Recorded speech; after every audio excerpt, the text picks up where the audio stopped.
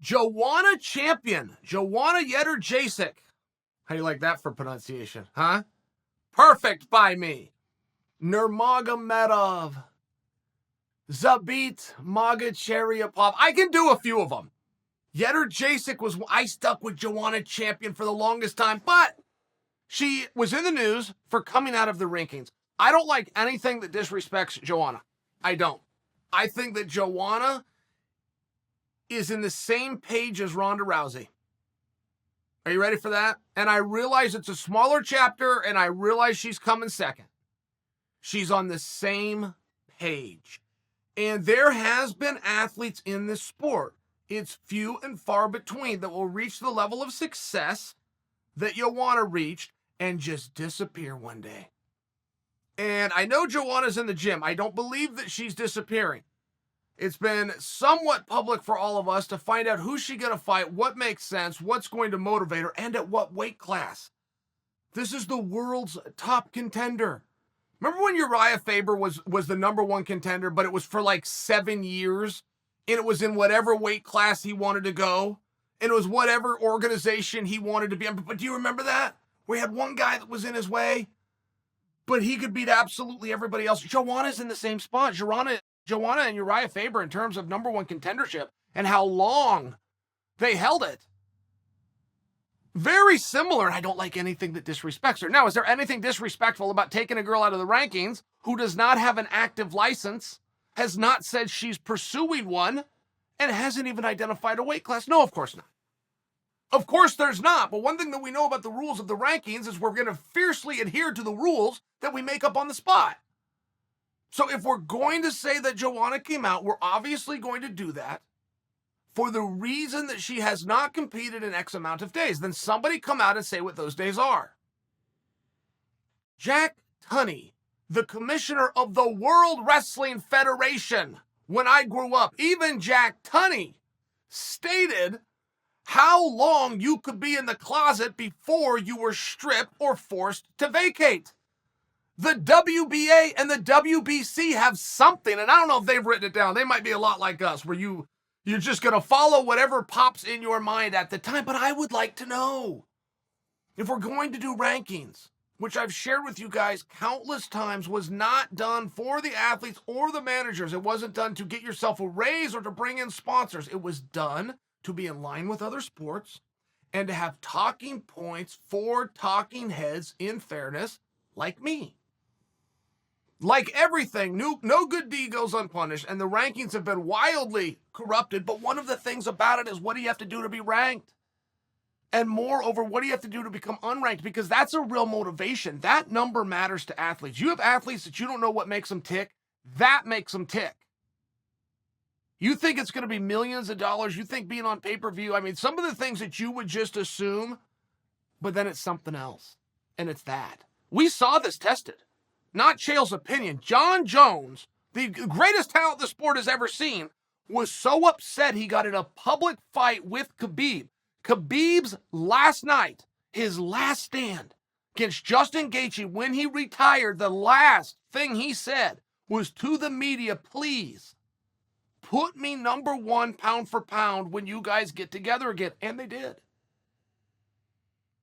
So now we've shown that it matters to John. That number matters to John. It mattered to Khabib. These are the best of the best with more accolades than anybody could shake a stick at. And it mattered to them. So I submit for you that it would be very relevant to say, what do you have to do to be eligible to be ranked? And when do you lose that eligibility? It's a great motivator. You know what I was thinking of the other day? You know a name we haven't said in a long time, guys? Ready for this? Cain Velasquez. Cain Velasquez would fall into the category that I'm talking about, of the greats, of the absolute height of success, that one day, without so much as saying so long, they left. And I heard about Cain's departure very early from Daniel Cormier. I did not believe it. And I'm going back years. This was years ago. And Daniel said, and Cain had just had a fight. And I want to say that he lost it, but it was something weird. It might have been the Ngannou fight. Something happened and his knee went down. Like it was one of these things where he did not go take a beating. As a matter of fact, you kind of wanted to dust him off and put him right back in there. It must have been the Ngannou fight, right? Because that was his last one. And I remember in a short period of time, Daniel going, no, he's not going to fight again. Daniel's a teammate. Daniel's a coach. Daniel's a friend. So this was an incredible source. But after the Ngannou fight, Cain Velasquez is talking about, hey, my knee went and I bought everything for the makings of get me back in there, let me set this one right. Whether it's with Ngannou or somebody else, that's not right. Cain was laying that groundwork and that foundation. He was not accepting what had happened or how that fight was officially called. And while still trying to set that record straight, was already done. And I remember when Daniel said it, I remember thinking, no, not Cain. Cain's not going anywhere. Cain's going to be a lifer. And then I thought, well, maybe Cain's having some health issues that I don't know about. But then Cain got into the WWE. The next NXT route, had a couple of performances on Raw. I'm just saying, for him to go through that training tells me his body was okay, but he didn't want to do MMA anymore. I don't believe that we're anywhere near this spot with Joanna. I don't think so. I don't buy that. But when you are as decorated in success as Joanna, who is one half of the recognized greatest female fight of history. Forget about the fact she's the world champion. She rode in, she sold out arenas. She moved the needle as a female at a time. Females had a hard time moving the needle. Forget about all the amazing stuff that she did. The sponsors that are coming around her, the fans, the way the fellow fighters respect her. Forget about all of that. You got to motivate her. She's no different than anybody else. And what is it that makes her tick? Whatever we do in life, what we know, what goes up must come down. And that can be a very hard spot. Guys, you want to hear about a hard spot? I hear a cool story. So you guys know Ladd.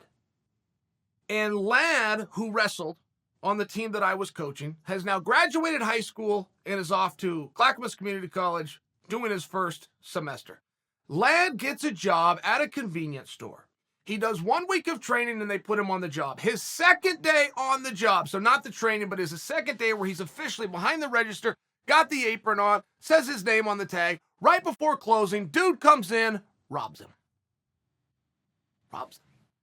When the guy said, give me your money, do you want to know what Ladd said? No.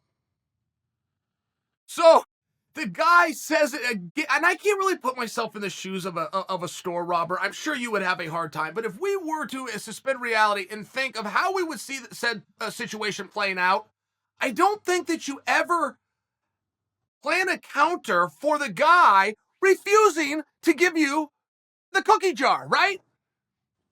And that's what happened. The guy didn't know what to say, so the guy was frustrated. So he repeats it again, but this time with profanity and a little bit louder. And Ladd simply tells him a second time, I told you no.